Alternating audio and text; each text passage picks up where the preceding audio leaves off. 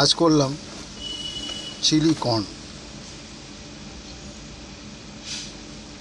প্রথমে ভুট্টাটাকে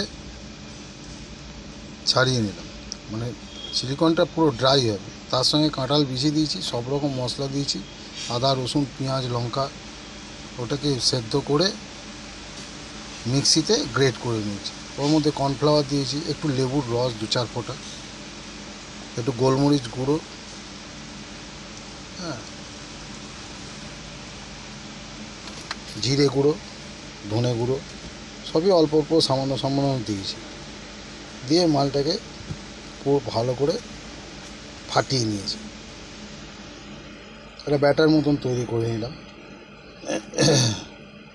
একটু লঙ্কা গুঁড়ো দিয়ে দিলাম, ঝাল ঝাল যাতে হয়, হালকা করে একটু চিনিও দিয়েছি। দিয়ে এবার কড়ার মধ্যে হাফ চামচের মাপ অনুযায়ী ছাড়তে থাকো। তেলটা গরম হয়ে যাওয়ার পরেই দিয়েছি।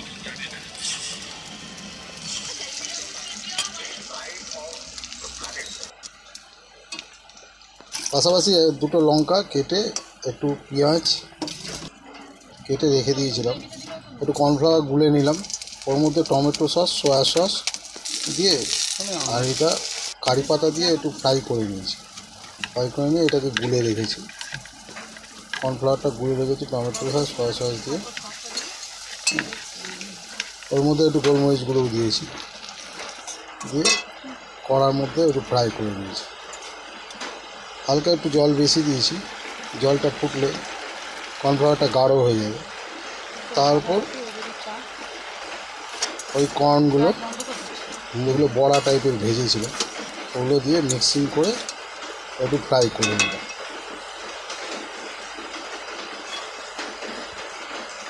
ওহ, কড়ার মধ্যে দেখেই জিভ দিয়ে জল পড়ছে।